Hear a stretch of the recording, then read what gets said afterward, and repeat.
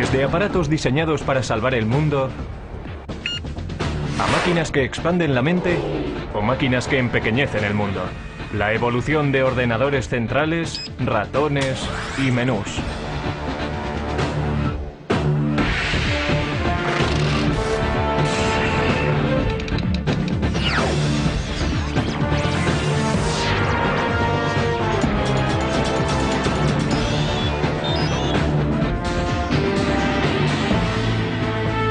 El ordenador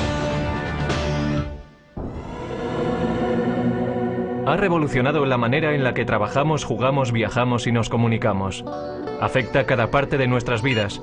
Ya ha conseguido ayudar a ganar guerras, resolver problemas aparentemente irresolubles y nos ha lanzado al espacio. La era de los ordenadores no ha hecho más que empezar. Estamos todavía en la edad de piedra. A medida en que vayamos avanzando en el siglo, no habrá una distinción clara entre la inteligencia humana y la inteligencia de la máquina. La mayor parte de la gente hoy en día sabe qué es un ordenador personal e incluso algo sobre su manejo. En esencia existen dispositivos de entrada, como un ratón o un teclado, el cerebro de la máquina, es decir, la CPU o unidad central de procesamiento, y dispositivos de salida como el monitor o la impresora. Por dentro, el ordenador realiza su magia haciendo millones de pequeños cálculos por segundo. Básicamente sus circuitos electrónicos solo tienen dos opciones. Pueden ser conectados y desconectados. En código binario, un 1 representa encendido. Un 0 representa apagado. Por lo tanto, un 1 en binario también significa verdadero y 0 significa falso. Mediante estos valores obtenemos la lógica binaria, lo que permite al ordenador computar. El ordenador solamente conoce el código binario de unos y ceros y lo utiliza para hacer cálculos y transformar personas normales en autores, animadores y navegantes de la red. El ordenador crea su magia mediante la velocidad a la que puede calcular. Un PC medio realiza 100 millones de cálculos por segundo. Pero eso no es nada comparado con algunas de las máquinas industriales actuales. Estos son los laboratorios nacionales de Lawrence Livermore, hogar del ordenador más rápido del mundo. El Departamento de la Iniciativa Informática Estratégica Acelerada de la Energía, ASCII White. Para la creación de estas máquinas ASCII, tomamos la típica estación IBM que podrías comprar en cualquier sitio. Pusimos 8000 de estas juntas para crear un ordenador mucho más veloz que cualquier otro en el mercado. La máquina ASCII White hace 12 trillones de operaciones matemáticas por segundo. Y para echar eso abajo, la población de la Tierra supera por poco los 6.000 millones. Así que cada hombre, mujer y niño en la faz de la Tierra tendría que sumar 2000 números en un segundo para estar al nivel de esta máquina.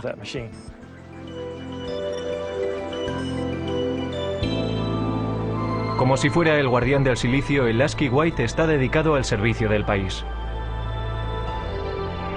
Los laboratorios nacionales Lawrence Livermore son responsables de cerciorarse de la seguridad y la actuación de las armas nucleares de la nación. En 1992, el presidente George Bush prohibió las pruebas nucleares bajo tierra. Eso hace que sea muy difícil calcular el arsenal nuclear. Ahora los laboratorios han decidido emplear superordenadores para hacer las simulaciones y determinar la integridad de las armas que van cogiendo tiempo.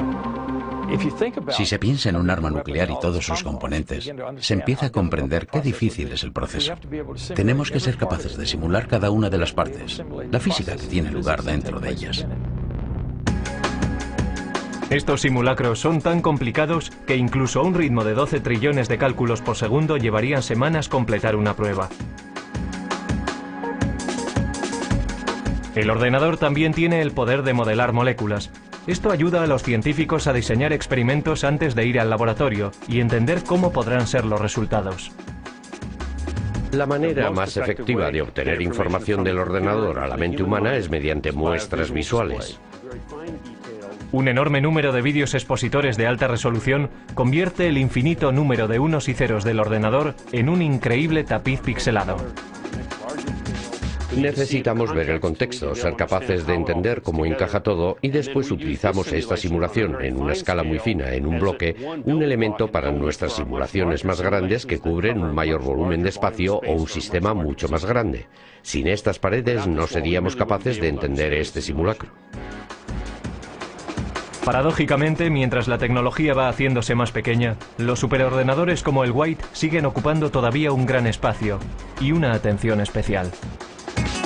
Bien, estamos en la habitación eléctrica, que en realidad está al otro lado de la pared de la habitación del ordenador. Un ordenador de este tamaño necesita mucho material de apoyo. El ordenador ahora requiere aproximadamente 1,3 megavatios, eso es más o menos unas 1300 ohms. Requiere manipuladores de aire y refrigeradores. 3 refrigeradores de 675 toneladas impiden que el White se sobrecaliente haciendo circular agua fría a través de tuberías bajo el suelo. La máquina representa el esfuerzo coordinado de cientos de brillantes cerebros. Pero con la máquina ASCII podemos rastrear su origen hasta un hombre que no estaba demasiado preocupado por la seguridad nacional, pero tenía un gran interés en el ganado. Charles Babbage fue un científico británico que inventó el salvaganado para evitar que los trenes de vapor descarrilaran chocando contra bovinos desconcertados. También se le considera por muchos el padre del ordenador. Babbage fue un científico extraordinario. Quiero decir que fue fantástico. Se adelantó 100 años a su tiempo. No se puede decir de muchas personas, pero sí se puede decir sobre Babbage. A comienzos del siglo XIX, concibió la idea de ordenadores mecánicos. Es decir, ordenadores que iban a hacer más que calcular, que iban a poder guardar información, almacenar números y volver sobre ellos cuando lo necesitaran. E iba a poder imprimir las respuestas que ofrecía.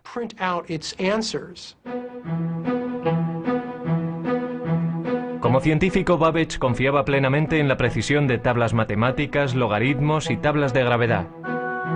Computar esos cuadros es lo que la gente conoce por ordenadores. Desafortunadamente, estos ordenadores cometían errores con frecuencia, enfureciendo así a su inventor. Errar es humano, pero para Babbage, ser humano no era suficiente. Primero previó un complejo sistema de engranajes y ejes que trabajaban juntos para hacer cálculos. Después de 10 años de trabajo, sin embargo, tiró el proyecto a la basura. Solo lo completó parcialmente para diseñar un aparato incluso más sofisticado. Una máquina que poseyera los componentes básicos de los ordenadores modernos.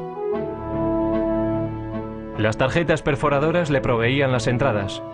Un mecanismo llamado el molino hacía los cálculos y el almacén guardaba los nombres como memoria.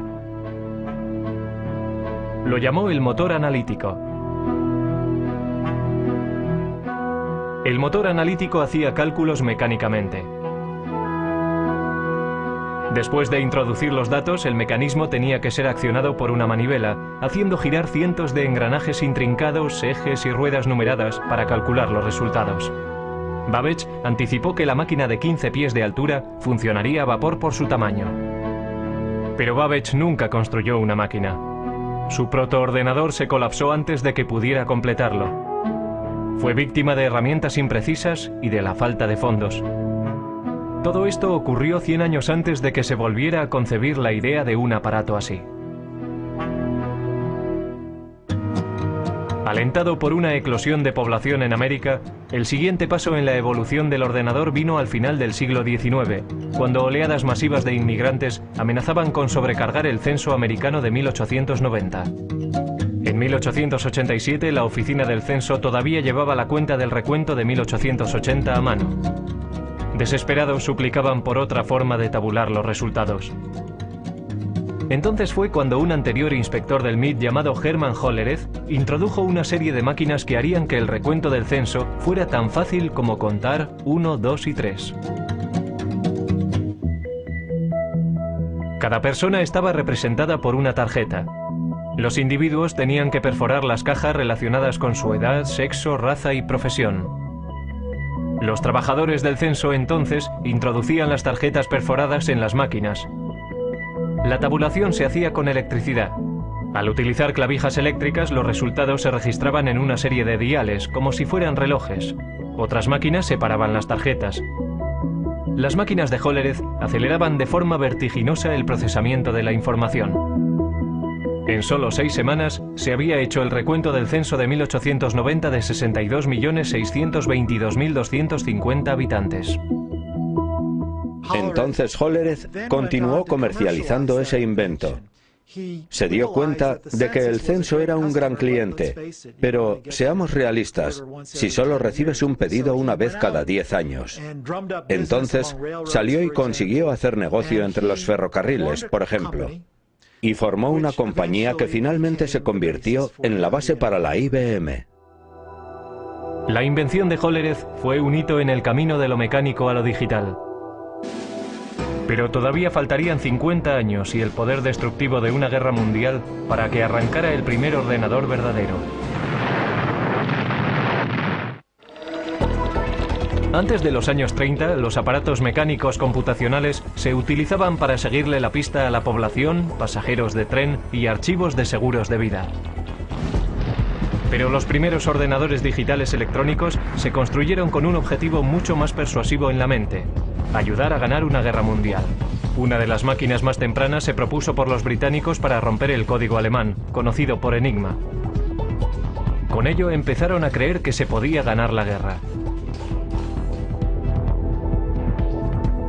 Una de las personas que trabajó para romper el código Enigma fue Alan Turing.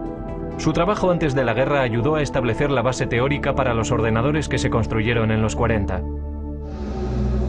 En el norte de Londres, en unas instalaciones secretas en Bletchley Park, los británicos construyeron Colossus, un tipo de ordenador diseñado para romper el código Enigma. Colossus comparaba secuencias de letras a un ritmo de 25.000 caracteres por segundo. La máquina solo podía realizar la tarea de unir letras, pero lo hacía muy bien. Sus transmisiones descifradas alemanas se denominaron el ultrasecreto, el secreto mejor guardado de la guerra. Principalmente, el Colossus llevaba a cabo funciones logísticas de las letras de un alfabeto en una corriente de letras que venían de un mensaje de radio interceptado. No los descifraba, pero sí podía efectuar una serie de combinaciones que en gran medida se asemeja a lo que hace un ordenador. Mientras el Colossus rompía códigos alemanes, al otro lado del Atlántico los ingenieros trabajaban para construir otro aparato computacional, una máquina que influiría directamente en el diseño de todos los ordenadores futuros.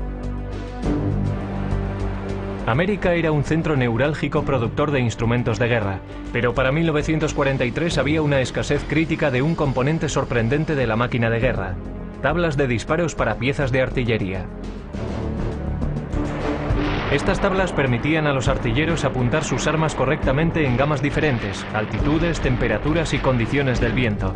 Los ordenadores humanos trabajaron frenéticamente para producir cálculos mecánicos para crear esas tablas, pero lo pasaron mal intentando estar a la altura. Durante la Segunda Guerra Mundial se producían muchas armas. Había que calcular muchas tablas de disparo. Era realmente un gran trabajo y estaba ralentizando la entrega de armas al frente. Para solucionar el problema, John Mauchly, un físico de la Universidad de Pensilvania, se propuso construir un ordenador gigante electrónico que podía calcular tablas de números en minutos, no horas. El ejército, desesperado por un aparato que les ayudara a ganar la guerra, de mala gana se centró en el coste propuesto de $500,000. Mauchly y un brillante estudiante de ingeniería eléctrica, Presper Eckert, empezaron a construir ENIAC, el integrador numérico, electrónico y ordenador. Mucho más grande que el Colossus, nunca se había concebido nada parecido a ENIAC. Casi con 100 pies de largo y 30 toneladas, contenía 70.000 resistencias, 10.000 condensadores, 6.000 interruptores y 18.000 tubos de vacío delicados.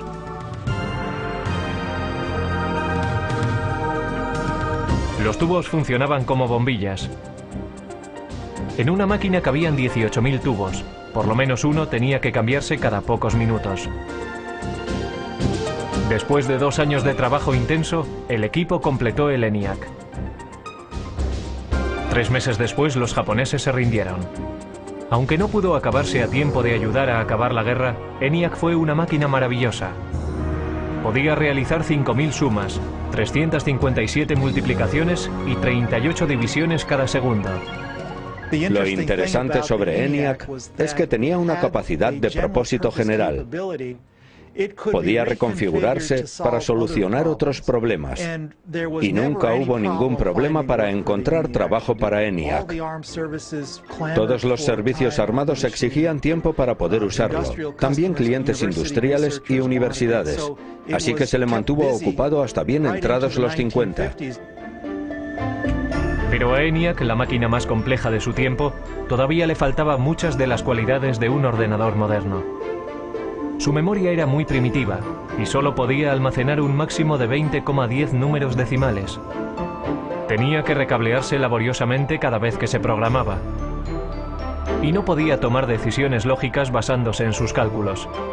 Pero ENIAC ya había demostrado que los ordenadores se podían construir.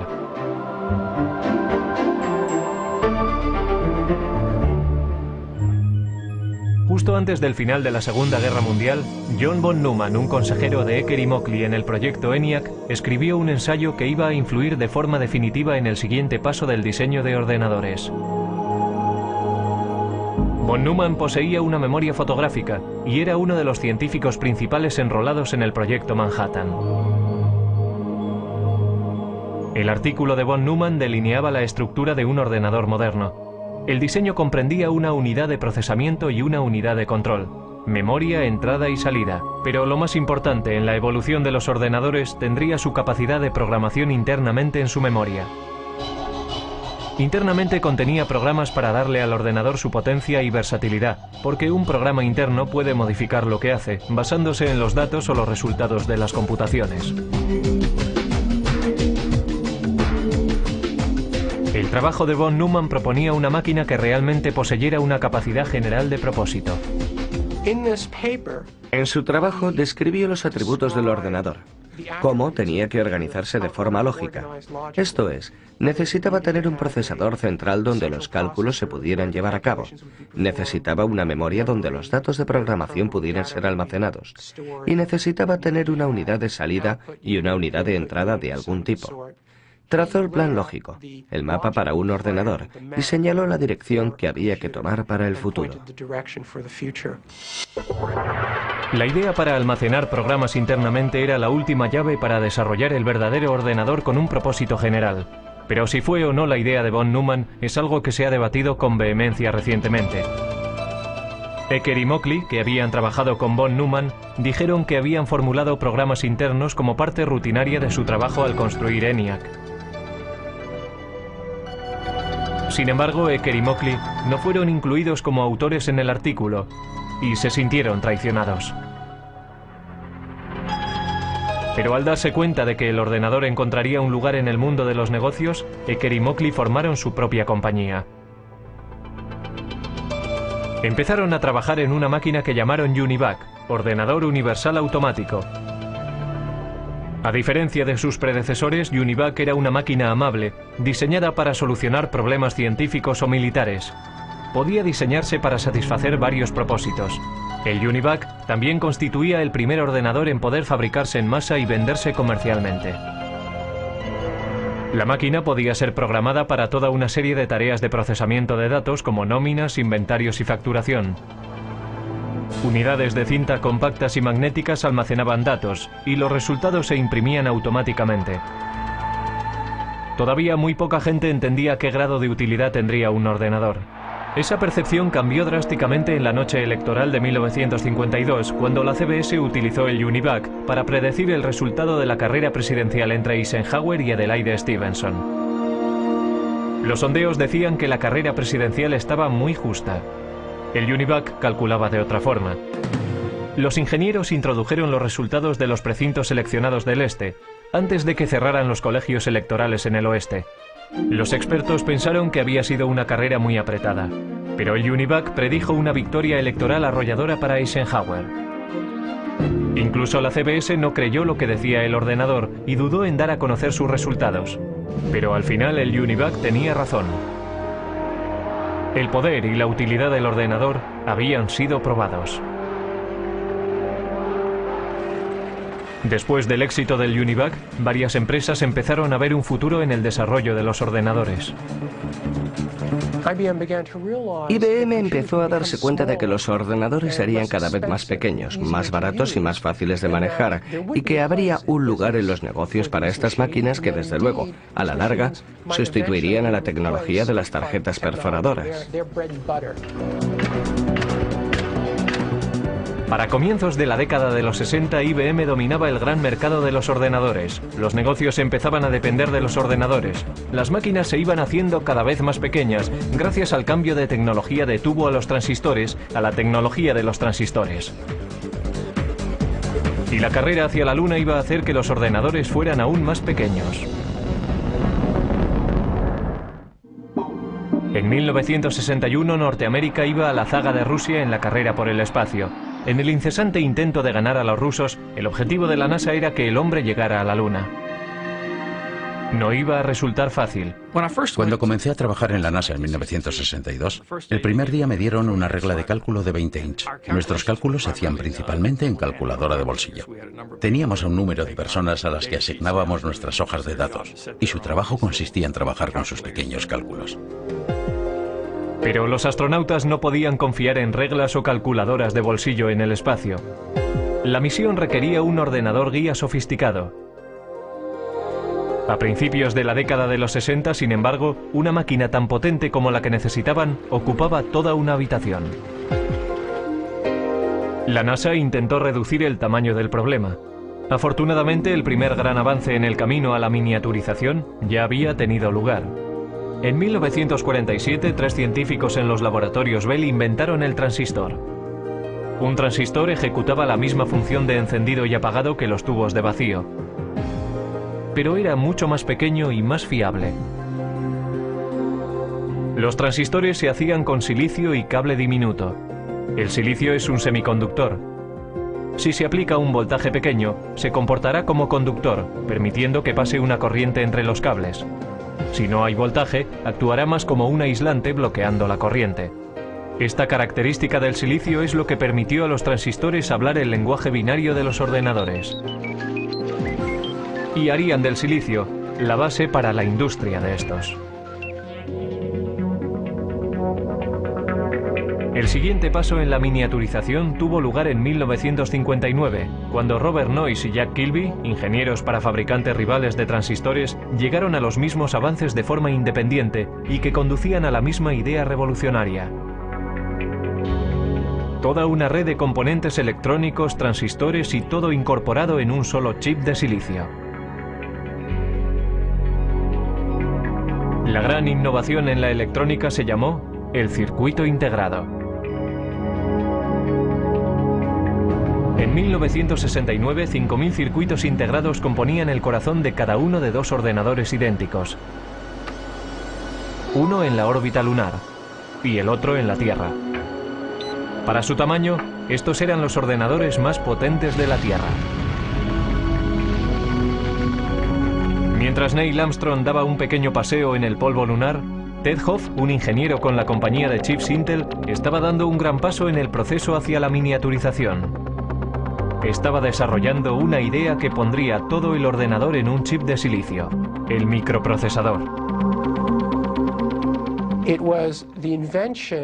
Era la invención no solo de circuitos integrados, sino de un tipo particular de circuito integrado, el microprocesador, que hace posibles los ordenadores personales de hoy en día.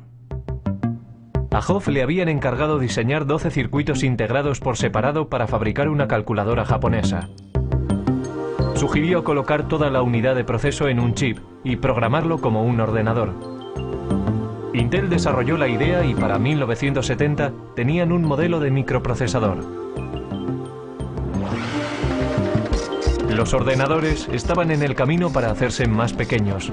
Sin embargo, todavía estaban muy lejos de ser fáciles de manejar. Uno de los primeros intentos de simplificar las operaciones del ordenador fue encabezado por Doug Engelbart. El científico concibió una manera sencilla de manejo e incluso mostró un prototipo en 1968 en la Conferencia de Otoño de Ordenadores de San Francisco.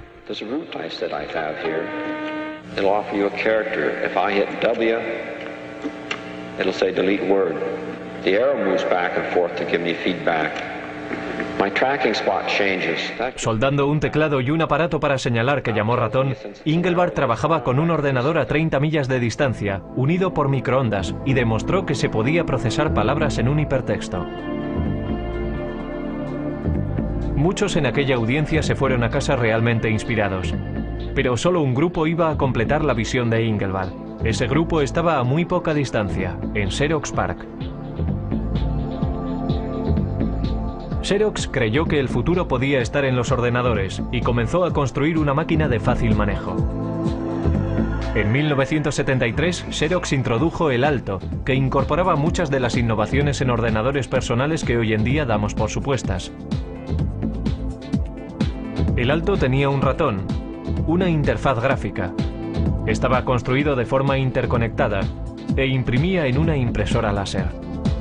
Debería haber revolucionado la industria, pero a $18.000 cada máquina. El Alto no estaba diseñado para particulares. Los ordenadores todavía eran máquinas élite, propiedad del gobierno o de grandes empresas y universidades. En el pasado, los grandes ordenadores centrales procesaban nóminas, guardaban el rastro de archivos, seguían la pista y hacían cálculos científicos. Si una facultad tenía la suficiente suerte como para acceder a un ordenador, los estudiantes y los profesores compartían tiempo en ellos. Pero el mercado del chip estaba creciendo, la velocidad de procesamiento crecía y los precios bajaban. La revolución estaba al alcance de la mano, y la carga no sería liderada por una gran empresa, sino por un grupo de aficionados e ingenieros librepensadores. Dos de aquellos revolucionarios fueron Steve Jobs y Steven Wozniak. A mediados de los 70, empezaron a fabricar un ordenador pequeño en un garaje de Palo Alto. Lo llamaron el Apple I. Steve Jobs era un estudiante de universidad que había abandonado los estudios, pero era diferente. Era muy inteligente, muy avispado. También era extremadamente ambicioso. Pero quizás más importante que eso, conocía a otro Steve Wozniak, que era un brillante ingeniero de hardware. Al ir abaratándose los chips, algunos nada caros, empezaron a aparecer kits de ordenadores de automontaje. Uno de estos primeros kits apareció en la cubierta de Popular Electronics en 1975. Se llamaba el Altair. El Altair se planteó como el primer kit de mini ordenador para rivalizar con modelos comerciales. Muchas personas se interesaron en él a $400 cada kit. Estos primeros ordenadores, anteriores a los primeros Apple, eran en realidad para técnicos e ingenieros informáticos que tenían conocimiento de cómo conectar cables y conectar otros dispositivos y hacerlos trabajar. Así que pensé, compraré unos cuantos chips, un microprocesador y diseñaré mi propio ordenador. No fue que quisiera burlarme del mundo, era solo que quería hacer de este ordenador algo más personal que los interruptores que tienen posiciones arriba y abajo para introducir extraños números binarios. Steve Jobs vendió su Volkswagen y Steven Wozniak vendió su calculadora HP para financiar su empresa. En 1977 introdujeron el Apple II, un ordenador atractivo, independiente y un teclado. Con la adición de un monitor y un drive para un disquete, el aspecto de un ordenador personal empezaba a cobrar forma. El Apple II se estandarizó con 4 kilobytes de memoria y a un precio base de $1.200. Era mucho más barato que las máquinas industriales anteriores. El Apple II ayudó a convertir al PC en un aparato de fácil manejo. El comprador no tenía que pasar tiempo soldando las partes meticulosamente.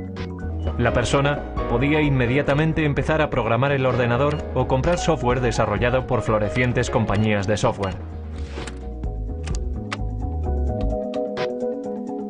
Con la esperanza de quitarle una parte de la cuota de mercado, en 1981 IBM introdujo su versión de un aparato ordenador personal, conocido simplemente por PC.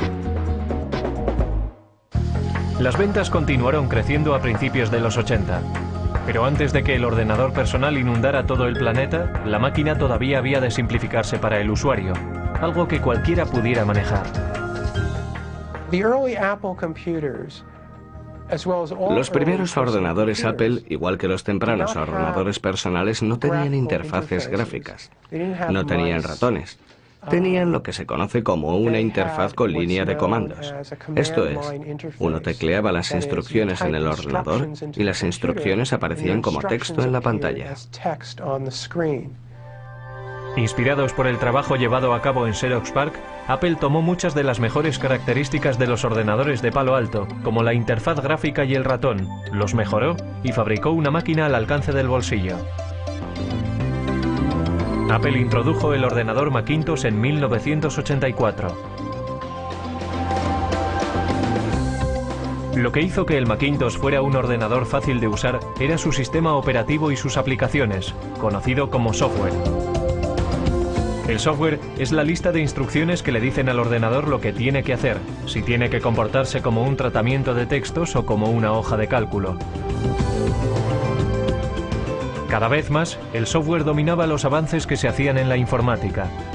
Y Bill Gates, el joven presidente de una compañía de software llamada Microsoft, estaba allí para capitalizarse en el mercado creciente. Finalmente se convertiría en un gran nombre conocido, apostando por su visión en un vasto imperio de software y convirtiéndose en el hombre más rico del mundo.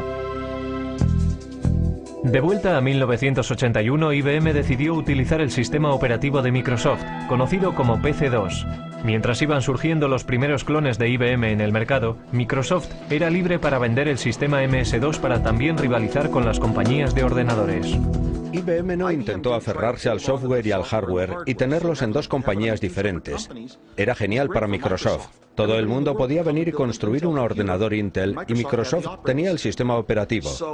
Así que lo que pasó fue que entrabas en una tienda en aquellos días y marca tras marca todos los ordenadores ya eran compatibles y de pronto veías un Macintosh. La imitación es la forma más sincera del halago, pero Apple no se sintió halagada cuando Microsoft introdujo su plataforma Windows para PC. Windows imitaba, algunos dicen que robó, la interfaz gráfica, descargó menús y todo lo que Apple había popularizado. Existe la idea de que Bill Gates vino a Apple y copió el aspecto gráfico y el uso que después condujeron a Windows, porque cualquiera, una vez visto, no hay que verlo durante mucho tiempo. Bueno, ya sabes, este es el futuro, y una vez cruzas la puerta, ya no hay vuelta atrás. La verdadera historia es que nosotros necesitábamos software y Gates tenía una empresa, Microsoft, que escribía software, así que tuvimos que enseñarle un ordenador y darle copias para que lo escribiera. No había otra manera. Y no lo llamaría robar exactamente. Es como ser un oportunista y buscar en los lugares apropiados y negociar la manera como lo quieres. Incluso cuando otro lo inventó primero, es difícil llamarlo robar. Las ventas se dispararon en los 80. De 500.000 máquinas al año en 1981 a 7 millones para el final de la década. Máquinas fáciles de manejar y software más sofisticado que nunca excitó la imaginación general. Pero la revolución estaba muy lejos de haber acabado. Internet estaba destinado a alterar enormemente la vida de las personas. Pronto, todo el planeta estaría atrapado en una red de la que no se puede escapar. Lo siguiente, ver cómo tu casa queda conectada. La televisión, la tostadora, la cafetera y el microondas. En la década de los 90 las ventas de ordenadores se dispararon, llevadas por la red. Yo diría que Internet es más importante que los ordenadores personales, aunque necesitas un ordenador personal para utilizar Internet. Es como, ¿qué es más importante? ¿Las calles o los coches? La web nos conecta, pero no de forma tan restrictiva como antes. La tecnología sin cable nos hace móviles. Ya hay asistentes digitales y aplicaciones de la web que siguen cambiando el aspecto y el papel de los ordenadores. Los microprocesadores están en todas partes.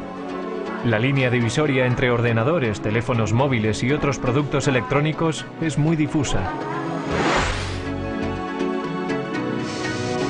Es el continuo empequeñecimiento de la tecnología del chip lo que está espoleando la evolución. Lo que tengo aquí es una unidad de fabricación de tecnología de silicio.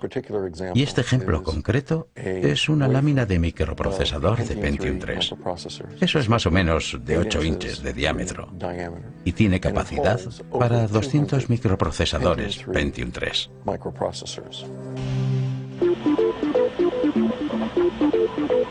Cada microprocesador puede contener tantos como 100 millones de diminutos transistores.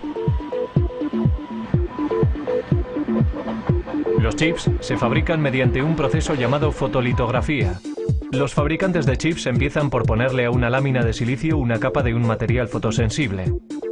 Los científicos entonces hacen una plantilla del diseño que quieren mediante el grabado en un metal fino con un rayo de electrón. Los rayos ultravioleta brillan a través de la plantilla y bajo el chip fotosensible, causando una reacción química y creando el sistema de circuitos. Un chip se fabrica colocando capa tras capa. Estos chips, que son básicamente microordenadores, están encontrando su lugar en aparatos inteligentes. Hay discretos ordenadores escondidos en los aparatos del día a día y hablan entre ellos vía web y mediante otras tecnologías sin cable. Resulta que todos estos aparatos, todas estas cosas que están en casa, y realmente tenemos unos 100 microprocesadores diferentes, se conectan a Internet. Todas se pueden conectar a una red en casa y permiten a las personas conectarse a todos los recursos que existen en Internet. Pero hablar a tus aplicaciones por teléfono no es una idea nueva. And this lady, she's calling her oven. Sound funny? Actually, it's something that could happen in the future, thanks to a Westinghouse idea still in development that makes it possible to operate your appliances by telephone. Probablemente llama o manda un mensaje. Hoy puede que no veamos la necesidad de llamar a nuestros hornos, pero ¿no estaría bien que nuestro frigorífico hiciera la compra? Vamos a ver qué tenemos para cenar esta noche. Traigo una lista de la compra. Estos son productos que ya sé que necesito. Productos que he consumido durante la semana. Y vamos a ver qué podríamos necesitar. Así que iremos al armario a ver qué es lo que tenemos allí. Tengo la mayoría de las cosas, pero estos dos ingredientes quiero añadirlos a mi lista de la compra. Así que hago clic aquí y se añadirán a mi lista de la compra. Así que ahora lo que puedo hacer es coger mi lista de la compra y o bien la descargo a un teléfono con base web y si hago clic la lista vendrá aquí. Puedo hacer también que vaya a un PDA. O lo que puedo hacer es mandarlo a streamline.com y hacer que me lo pidan y me traigan la comida a mi casa desde aquí. O sea que está viendo todas tus aplicaciones domésticas, desde tu coche a tu mejor equipo de televisión y videojuegos, a tus electrodomésticos, lavadoras, secadoras y frigoríficos. Todo conectado para que desde un browser se pueda operar la casa automatizada.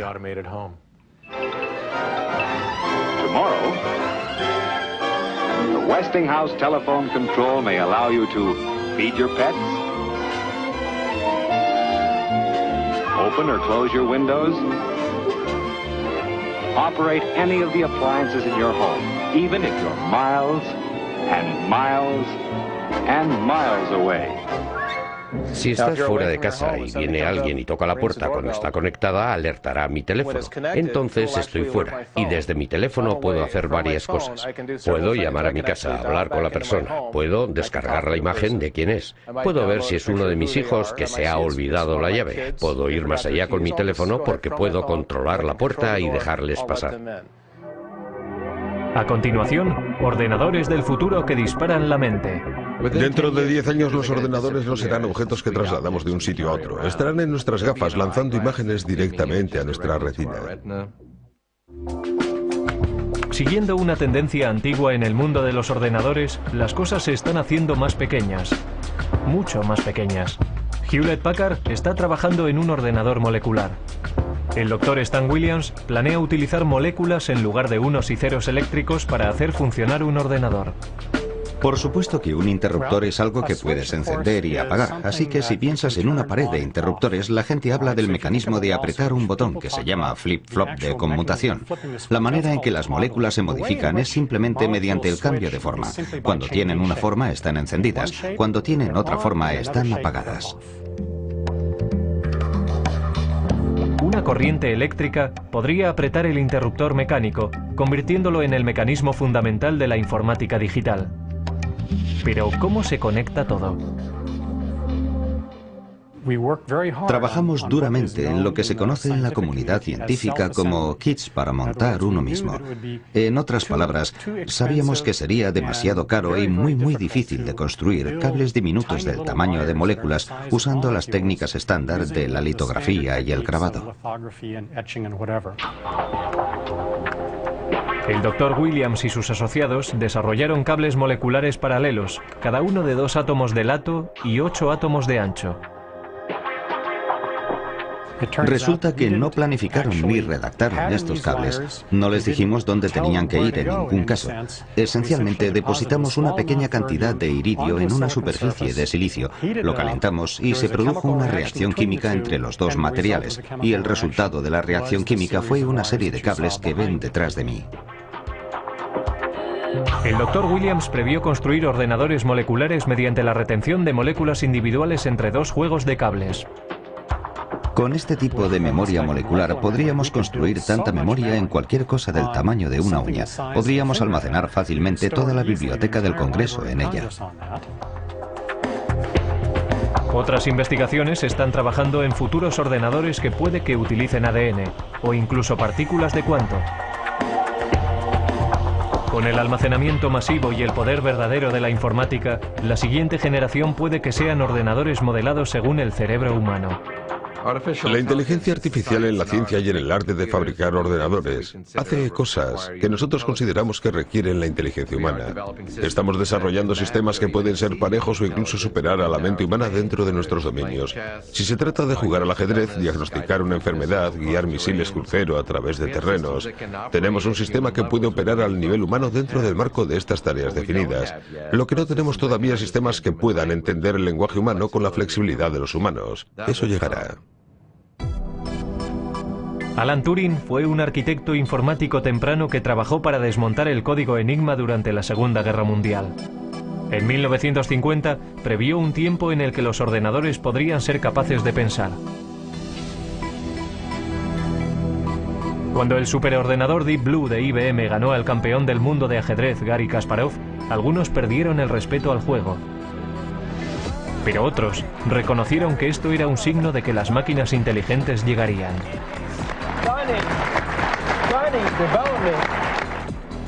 La electrónica molecular podría incluso borrar la línea entre el hombre y la máquina. Tendremos ordenadores muy pequeños y muy potentes que podrán viajar a través de nuestro sistema venoso. Tendrán el tamaño de las células de la sangre y se comunicarán sin cable con nuestras neuronas. Así que seremos capaces de agrandar nuestra capacidad de pensar, velocidad de pensamiento, aumentar la memoria humana, incrementar nuestras habilidades cognitivas y modelos de reconocimiento mediante la combinatoria de nuestra inteligencia biológica con estas nuevas formas de inteligencia no biológica. Los ordenadores capaces de pensamiento cognitivo alegran a unos y atemorizan a otros. Lo veo como algo derivado de la inteligencia humana. En muchos casos serán copias de la inteligencia humana y encarnarán nuestros valores. Quizá por eso estamos preocupados, porque sabemos que la naturaleza humana en sí misma es dual. Tenemos una parte muy creativa y también una muy destructiva, y la tecnología está multiplicando eso. La tecnología es un arma de doble filo, capaz de producir tanta destrucción masiva como abundancia sin precedentes. Pero mirando al pasado, puede que la sociedad sepa cómo dirigir el ordenador del futuro.